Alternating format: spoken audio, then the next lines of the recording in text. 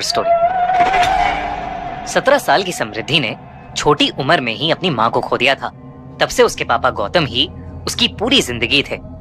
समृद्धि के पापा ने कभी भी उसे अपनी मम्मी की कमी महसूस होने नहीं दी, पर उनकी लाइफ में एक दिन ऐसा आया जिसने उनकी जिंदगी ही बदल दी।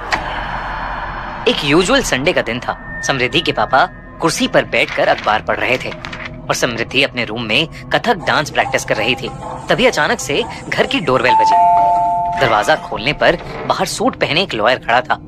उसने बताया कि गौतम के चाचा का देहांत हो गया है और उन्होंने अपनी एक हवेली विरासत में गौतम को सौंपी है। गौतम को यह बात बहुत अजीब लगी, क्योंकि गौतम की अपने चाचा से बिल्कुल नहीं बनती थी और वो करीबन 15 सालों से उनसे नहीं मिला था। पर जब उस लॉयर ने पूरा पेपर वर्क दिखाया तो गौतम को समझ आया कि ये सब सच था। समृद्धि और गौतम को अभी भी यकीन नहीं हो रहा था कि वो इतनी बड़ी हवेली के मालिक थे। हवेली को देखकर समृद्धि के पापा को समझ आ गया था कि वो अपनी फाइनेंशियल सिचुएशन में इतनी बड़ी हवेली में रहना अफोर्ड नहीं कर सकते थे। इसलिए उन्होंने उस हवेली को बेचने का डिसीजन लिया। पर समृद्धि की आंखों में एक अलग सी चमक थी। उसने अपने पिता को बोला कि वो हमेशा से एक बड़े से घर में रहना चाहती थी। गौतम ने समृद्धि की खुशी देखकर कुछ समय उस हवेली में रहने का डिसीजन लिया। वो हवेली जितनी बाहर से खूबसूरत थी, उतनी अंदर से भी। समृद्धि की खुशी का ठिकाना ही नहीं था। वो पूरी हवेली में घूम घूम कर हवेली के सभी कमरे देख रही थी। तभी वो एक ऐसे कमरे के आगे पहुंची जिसका दरवाजा बंद था। उस बड़े से दरवाजे पर एक बड़ा सा ताला लगा था और उस ताले पर संस्कृत में कुछ लिखा हुआ था। समृद्धि ने उस ताले पर जैसे ही हाथ लगाया, उसे मानो बहुत जोर का करंट लगा। इससे पहले कि समृद्धि कुछ समझ पाती, उसके पापा ने उसे आवाज लगाई और समृद्धि वापस मुड़कर अपने पापा के पास जाने लगी। पर चलते चलते समृद्धि के कानों में एक आवाज आई। उसके कानों में एक औरत हंसते हुए उसे पुकार रही थी। समृद्धि अचानक से वो आवाज सुनकर पीछे मुड़ी, लेकिन तभी वो आवाज आनी बंद हो गई। समृद्धि ने इसे अपना वहम समझा और वो अपने पापा के पास चली गई। उस रात गौतम और समृद्धि अपने अपने कमरे में सो रहे थे, पर तभी गौतम की नींद एक आवाज से खुली। गौतम को पास के कमरे से घुंघरू की आवाज आई। गौतम ने सोचा कि शायद समृद्धि अपने रूम में डांस प्रैक्टिस कर रही होगी, इसलिए वो फिर से आंखें बंद करके सोने की कोशिश करने लगा। पर घुंघरू की आवाज धीरे धीरे तेज होने लगी। ऐसा लग रहा था कि जैसे घुंघरू पहनकर कोई गौतम के पास आ रहा हो। इससे पहले गौतम कुछ समझ पाता, घुंघरू पहने कदमों की आवाज उसके बेड के पास से आने लगी। गौतम तेजी से उठा तो उसने देखा कि कमरे के अंदर कोई भी नहीं था। अब गौतम को कुछ अजीब लगने लगा था। वो उठकर समृद्धि के कमरे की तरफ गया। समृद्धि के कमरे में पहुंचकर उसने देखा कि वो कमरे में थी ही नहीं। अब गौतम को टेंशन होने लगी थी। वो समृद्धि को आवाज देकर पुकारने लगा। उसने हवेली की लाइट जलाने की कोशिश की, पर कोई भी बटन काम ही नहीं कर रहा था। गौतम ने कमरे के बाहर पड़े एक लैंप को उठाया और उसे जलाकर हवेली में समृद्धि को ढूंढने लगा। घूमते घूमते गौतम को फिर से घुंघरू पहने किसी के चलने की आवाज आई। गौतम उसी आवाज का पीछा करने लगा। गौतम जितना उस आवाज के करीब जाता, वो आवाज उससे उतनी ही दूर जा रही थी। लेकिन उस आवाज का पीछा करते हुए गौतम ने खुद को एक कमरे के बाहर खड़ा पाया। उस कमरे का दरवाजा खुला हुआ था और उस कमरे के बीचों बीच में गौतम को कुछ ऐसा दिखा जिससे उसकी रूह कांप गई।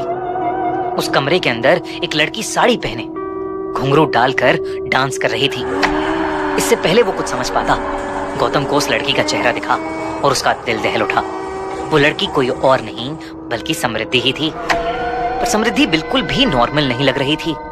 उसने बहुत सारा मेकअप किया हुआ था और वो मेकअप उसके पूरे चेहरे पर फैला हुआ था। उसके बाल बिखरे हुए थे और वो बंगाली भाषा में कुछ गाना गा रही थी। गौतम ये सब देखकर बहुत डर गया और वो दौड़कर समृद्धि के पास गया। उसने जैसे ही समृद्धि के कंधे पर हाथ रखा, समृद्धि ने मुड़कर जोरों से एक चीख मारी और गौतम की छाती पर अपना हाथ मारा। गौतम समृद्धि का हाथ लगते ही कमरे से बाहर जाकर गिरा और उस कमरे का दरवाजा गौतम के मुंह पर बंद हो गया। ये वही कमरा था जिस पर समृद्धि को सुबह ताला दिखा था। गौतम उठकर जोर जोर से उस दरवाजे को पीटने लगा। वो कुछ भी करके समृद्धि को वहां से बाहर निकालना चाहता था। गौतम पागलों की तरह उस दरवाजे को ठोकने लगा। तभी उसे अपने पीछे से एक आवाज आई जिससे वो रुक गया। पापा, आप ये क्या कर रहे हो? गौतम ने जैसे ही पीछे मुड़कर देखा, उसके पीछे नाइट सूट पहने समृद्धि खड़ी थी। समृद्धि ने कहा कि वो अपने कमरे में सो रही थी और उसे जोर जोर से दरवाजा पीटने की आवाज आई, जिसे सुनकर वो वहां आ गई। गौतम को अब भी कुछ समझ नहीं आ रहा था। अगर समृद्धि अपने कमरे में ही थी तो उसे दिखाई क्यों नहीं दी, और उस कमरे के अंदर मौजूद वो लड़की कौन थी?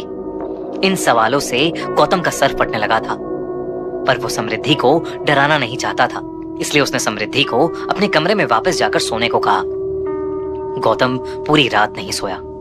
सुबह होते ही वो हवेली के पास एक मंदिर में चला गया। गौतम भगवान में बहुत मानता था और उसने मंदिर में जाकर अपने साथ हुआ पूरा किस्सा भगवान की मूर्ति के सामने बोल दिया। गौतम नहीं जानता था कि मंदिर का पुजारी भी उसकी बातें सुन रहा है। जैसे ही गौतम मंदिर से जाने लगा, मंदिर के पुजारी ने उसे रोक कर पूछा कि आखिर वो रहता कहाँ है। और जब गौतम ने उसे बताया कि 2 दिन पहले ही वो पास वाली हवेली में रहने आया था, तो उस पुजारी का चेहरा सफेद पड़ गया। उसने गौतम को उस हवेली से तुरंत निकल जाने को कहा। जब गौतम ने पुजारी से बात की तो उस पुजारी ने बताया कि कई सालों पहले उस हवेली में एक राजा रहता था और मंजुलिका नाम की एक लड़की हवेली में नाच गाकर सबका मन बहलाती थी। पर धीरे धीरे राजा को मंजुलिका से लगाव होने लगा। पर मंजुलिका अपने साथ नाचने वाले एक साथी से बेहद प्यार करती थी। उस राजा को जैसे ही इस बात का पता चला, जलन और गुस्से की आग में उसने मंजुलिका और उसके साथी दोनों को ही जान से मार दिया। मंजुलिका की मौत हो गई, पर उसकी आत्मा उस हवेली में ही रह गई। और आज भी मंजुलिका की गुस्से से भरी आत्मा उसी हवेली के एक कमरे में बंद है। गौतम को अब सब कुछ समझ आ गया था। जो कल रात को उसे दिखी वो कोई और नहीं बल्कि मंजुलिका थी। और अब उस हवेली में रहना उसके और समृद्धि के लिए खतरे से खाली नहीं था। वो उसी पल समृद्धि को लेकर वहां से जाना चाहता था, लेकिन जब वो घर वापस गया तो समृद्धि मंजुलिका वाले कमरे में बैठी हुई कल रात जैसे साड़ी और घुंघरू पहने हुए उस कमरे में पड़ा पुराना सामान देख रही थी। गौतम ने समृद्धि को वहां से चलने के लिए कहा, लेकिन समृद्धि वहीं रुकने की जिद करने लगी।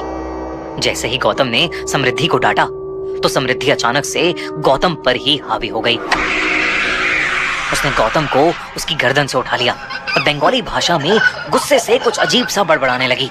कुछ ही पलों में गौतम की सांसें रुक सी गई थीं। वो दर्द के मारे छटपटा रहा था, लेकिन इतने में उस मंदिर का पुजारी कुछ लोगों को लेकर वहां आ गया और उसने तुरंत समृद्धि पर गंगा जल फेंका। समृद्धि ने गौतम को छोड़ दिया और वो वहीं बेहोश होकर नीचे गिर गई। गौतम और उस पुजारी ने वहीं पूजा करके उस कमरे को फिर से ताले से बंद किया और गौतम समृद्धि को लेकर उस हवेली से हमेशा हमेशा के लिए चला गया।